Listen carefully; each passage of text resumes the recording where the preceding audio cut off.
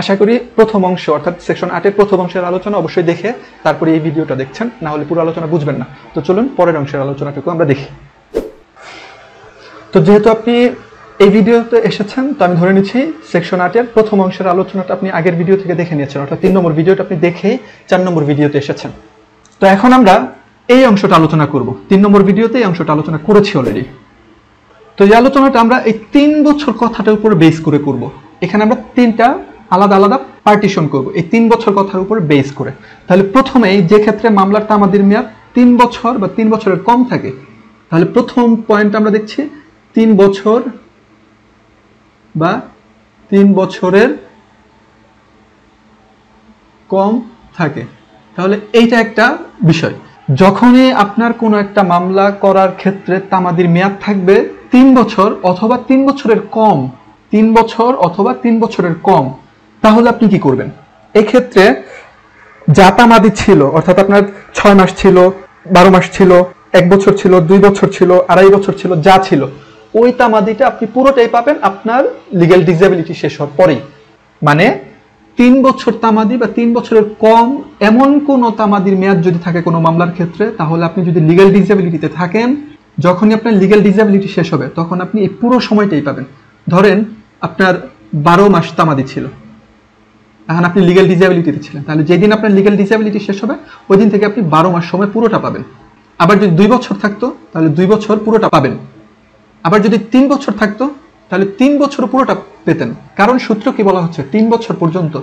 তাহলে 3 বছরের কম কোনটা? 3 বছরের কম হচ্ছে 12 মাস, 6 মাস, 1 বছর, 2 বছর, 1.5 বছর, 2.5 বছর, এগুলো হচ্ছে 3 বছরের কম। কিন্তু 3 বছর পর্যন্ত যদি হয় আপনি কি পাবেন? পুরো সময়টাই পাবেন, অর্থাৎ 2 বছর হলে 2 বছর তামাদি পাবেন লিগ্যাল ডিসেবিলিটি থেকে সুস্থ হওয়ার পরে। এর পরের আরেকটা সূত্র আমরা লিখব। অন্য ক্ষেত্রে তামাদির মেয়াদ যদি 3 বছরের বেশি হয়, তাহলে একটু আগে আমরা দেখলাম 3 বছর বা 3 বছরের কম যদি থাকে সেই ক্ষেত্রে কি বিধান অ্যাপ্লিকেবল হয়, কতদিন তামাদি পান। এখন দেখব 3 বছরের বেশি যদি আপনার তামাদি হয়, মানে কোনো মামলায় যদি 3 বছরের বেশি পর্যন্ত আপনি তামাদির সময় পেয়ে থাকেন, তো কথা হচ্ছে 3 বছরের বেশি বলতে আসলে কি বোঝানো হচ্ছে? যেমন 6 বছর, ঠিক আছে, অথবা 12 বছর, 30 বছর, 60 বছর ইত্যাদি। তো এইগুলো খেয়াল করে দেখেন সবগুলোই কিন্তু 3 বছরের বেশি, 3 বছরের বেশি, 6 বছর, 5 বছর, 4 বছর, এগুলো 3 বছরের সব বেশি। তো কোন একটা মামলা করার জন্য যদি আপনার তামাদি থাকে 6 বছর, তো সেই ক্ষেত্রে আপনি কতটুকু সময় পাবেন লিগ্যাল ডিসেবিলিটি থেকে রিকভার করার পরে? এখানে বিষয় মনে রাখবেন, যদি পুরো তামাদি শেষ হয়,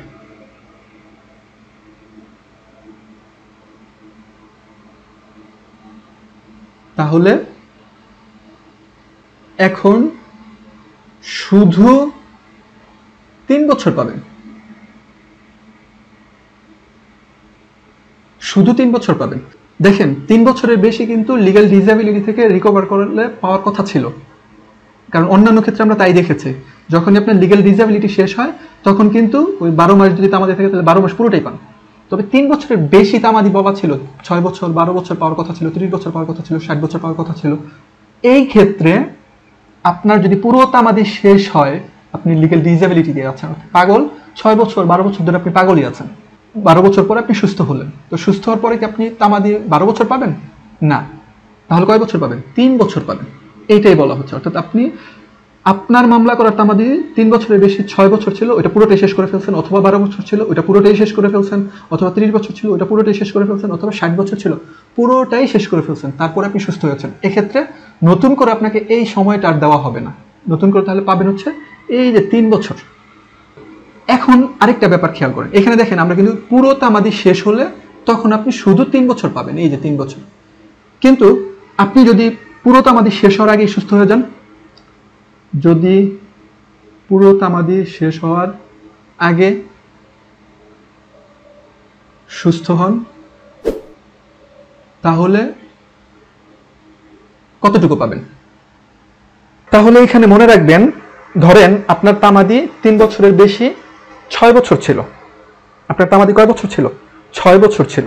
তো এখান থেকে 2 বছর তামাদি শেষ হওয়ার পরেই আপনি সুস্থ হয়ে গেছেন, তাহলে আপনার হাতে এখন কয় বছর আছে? 6 বছর থেকে 2 বছর পরে আপনি সুস্থ হয়ে গেছেন, 4 বছর আছে, তাহলে আপনার তামাদি এখন 4 বছরই। আবার যদি আপনার তামাদি ধরেন আপনি পাগল আছেন 6 বছর তামাদির মধ্যে আপনি 4 বছর শেষ করে ফেলছেন পাগল অবস্থায়, তাহলে আপনার হাতে বাকি থাকে কয় বছর? 2 বছর। তো এই ক্ষেত্রে আপনার তামাদি কতদিন হবে? এই ক্ষেত্রে ওই যে 2 বছর, এই 2 বছরটাকে আপনার 3 বছর করতে হবে। অর্থাৎ এই যে আইনে 3 বছর দেওয়া ছিল, এখান থেকে 1 বছর আপনার এই 2 বছরের সাথে যোগ করতে হবে। তাহলে মনে রাখবেন, যদি আপনার তামাদি 3 বছরের বেশি অবস্থায় থাকার মুহূর্তে আপনি যদি 3 বছরের বেশি হাতে রেখে সুস্থ হন, তাহলে ওইটাই আপনার পরের তামাদি। আর যদি 3 বছরের কম সময় হাতে রেখে আপনি সুস্থ হন, 3 বছরের কম, সেক্ষেত্রে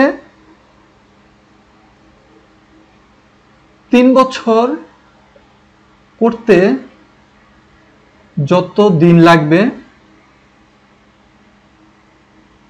ওইটা যোগ করতে হবে। অর্থাৎ যদি 6 বছরের মধ্যে আপনি 4 বছর শেষ করেন তাহলে হাতে আছে 2, আর আপনার 3 বছর বানানোর জন্য কত দরকার? 1 দরকার। তাহলে যোগ 1, টোটাল 3। আইনে কি বলা আছে? আইনগত অপারগতা শেষ হওয়ার পর 3 বছরের বেশি তামাদির মেয়াদ থাকবে না।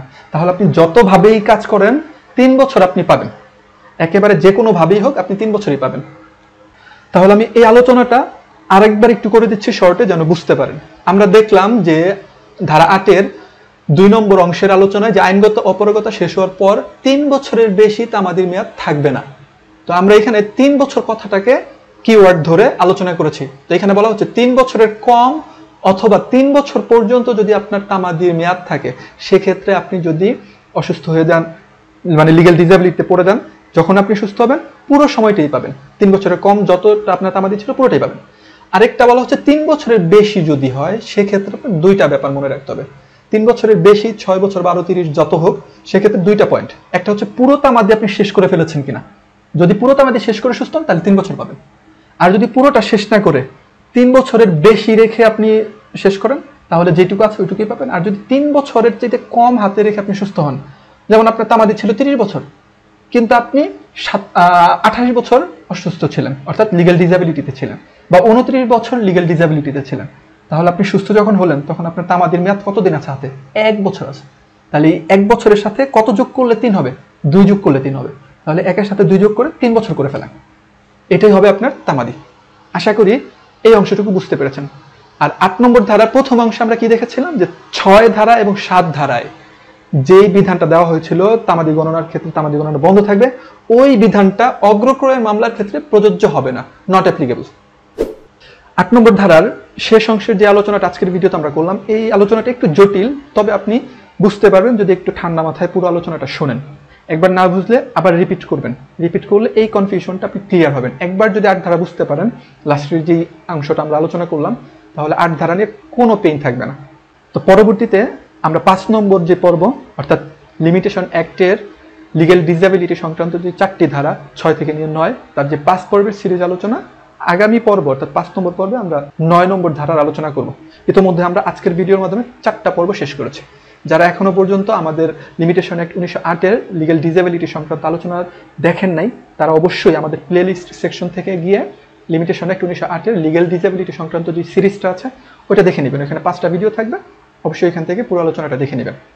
তো এর পাশাপাশি আপনারা আমাদের চ্যানেলের প্লেলিস্ট সেকশনে গেলে দেখবেন বার কাউন্সিলের যে সাবজেক্টগুলো আছে, যেমন CrPC, CPC, penal code, evidence act, SR act, bar council order, এছাড়া জুডিশিয়ারির যে আইনগুলো আছে সব আইনেরই প্লেলিস্ট করে আইনের আলোচনা সাজানো আছে। পাশাপাশি বার কাউন্সিলের যে প্রশ্নগুলো ইতিমধ্যে এসেছে তার রিটেন অংশের সমাধান আছে, এবং জুডিশিয়ারির যে প্রশ্নগুলো এখনো পর্যন্ত এসেছে তারও রিটেন অংশের সমাধানগুলো আমরা ভিডিও আকারে আপলোড করেছি আমাদের চ্যানেলে। তো অবশ্যই আমাদের প্লেলিস্ট সেকশনটা আপনি ভালো করে দেখবেন, তাহলে আপনারা আমাদের আলোচনাগুলো খুব স্মুথলি সুন্দরভাবে বুঝতে পারবেন, আপনাদের কাজে লাগবে।